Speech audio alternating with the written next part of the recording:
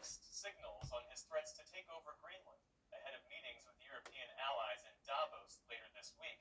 After inflammatory messages posted online overnight and this morning, President Trump, while speaking to reporters at the White House this afternoon, seemed to signal a deal could be reached. Meanwhile, European leaders already gathering at the World Economic Forum are forcefully pushing back against the president's new tariff threats and his insistence that U.S. control of Greenland is a national security imperative. The president departs tonight for Switzerland and some high-stakes meetings at an uncertain moment for the transatlantic alliance. In Zurich, Switzerland, protesters set the U.S. flag ablaze before President Trump arrives in Davos for the World Economic Forum, where leaders of American allies today pushed back on Trump's new tariff threats if Europe refuses to back his Greenland takeover. From Canada, we stand firmly with Greenland and Denmark and fully support their unique right to determine Greenland's future. To the European Union. First principle: full solidarity with Greenland and the Kingdom of Denmark. The sovereignty and integrity of the territory is non-negotiable. French President Emmanuel Macron confirmed French troops would be sent to Greenland and warned against giving in to Trump. We must not give in to the law of the strongest or to intimidation tactics. We must move forward. We must not yield to the dictates of the strongest. We must defend our interests, but also our principles. And Greenland's Prime Minister Jens Frederik Nielsen worried about the impact of U.S. military action. This leader from the other side has made it very clear that it is not ruled out, and therefore we must of course be prepared for everything. But we must emphasize that Greenland is part of the Western Alliance, NATO, and if there is further escalation, it will also have consequences for the entire outside world. He believes that Greenland is essential. Already in Davos, U.S. Treasury Secretary Scott Bessent urged European leaders to, quote, have an open mind. I tell everyone, sit back, take a deep breath, do not retaliate, do not retaliate. The president will be here tomorrow, and he will get his message across. But a slew of overnight messages from Trump shared on Truth Social have already set the tone for his visit. Posting just after midnight, Greenland is imperative for national and world security. There can be no going back. At 1:38 a.m., Denmark and its European allies have to do the right thing.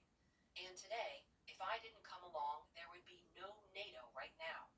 Trump also posted screenshots of private signal messages from French President Macron and NATO Secretary General Mark Rutte.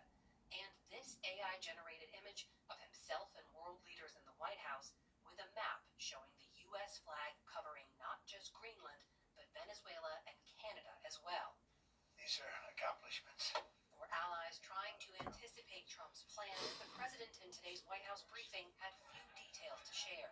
How far are you willing to go to acquire Greenland? You'll find out. But signaled a possible deal ahead in Davos. So I think something's going to happen that's going to be very good for everybody. I think that we will work something out where NATO's going to be very happy and where we're going to be very happy. But we need it for security purposes. We need it for national security and even world security. It's very important. For Perspective News Hour, thanks for joining us. We should note you are already in Davos. The president, of course, will arrive there tomorrow.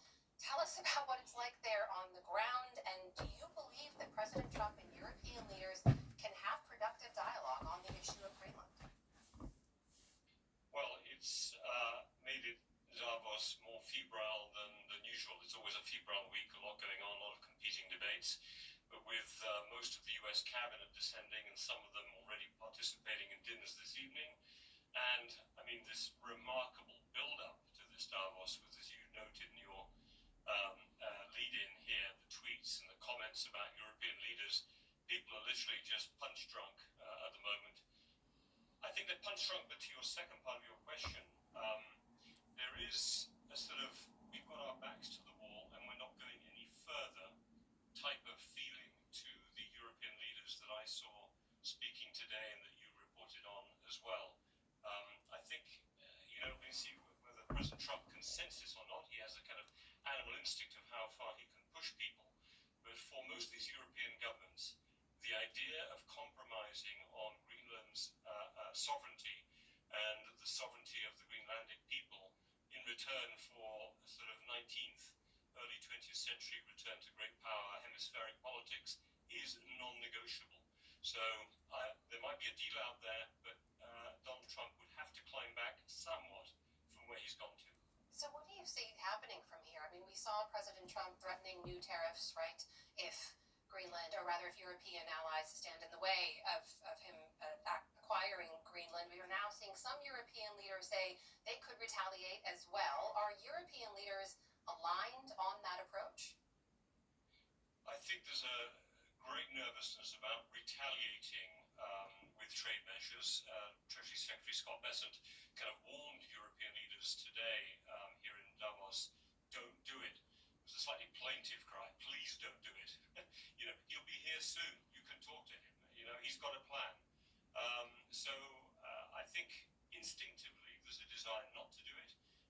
When the reciprocal trade battle came to a head in July of last year, a deal was done with the United States, which basically gave European nations a 15% tariff rate, which was amongst the best globally.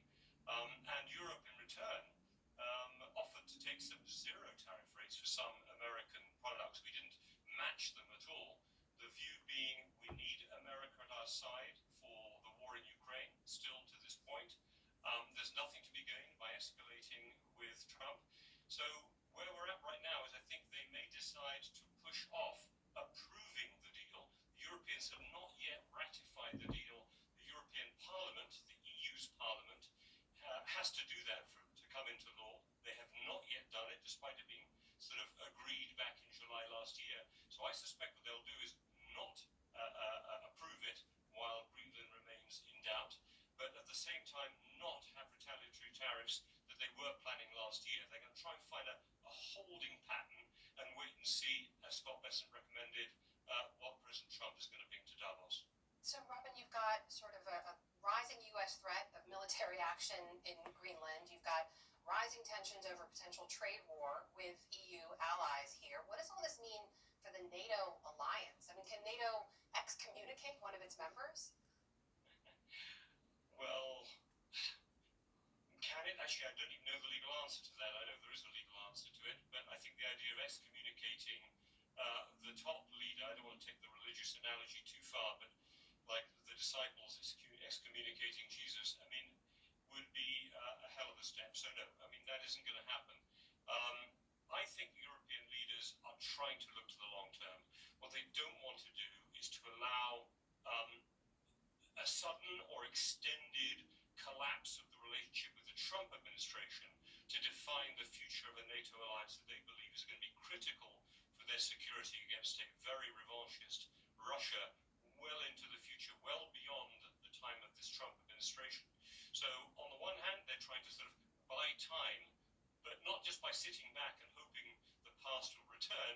They're buying time by investing in defense, including investing in Arctic defense, buying American defense equipment, raising their defense spending levels, taking security seriously, looking after Ukraine themselves, which they've been doing this past calendar year, and hoping that by demonstrating this to Trump or to a post-Trump president, that the alliance could actually be stronger in the future than it is right now. So they're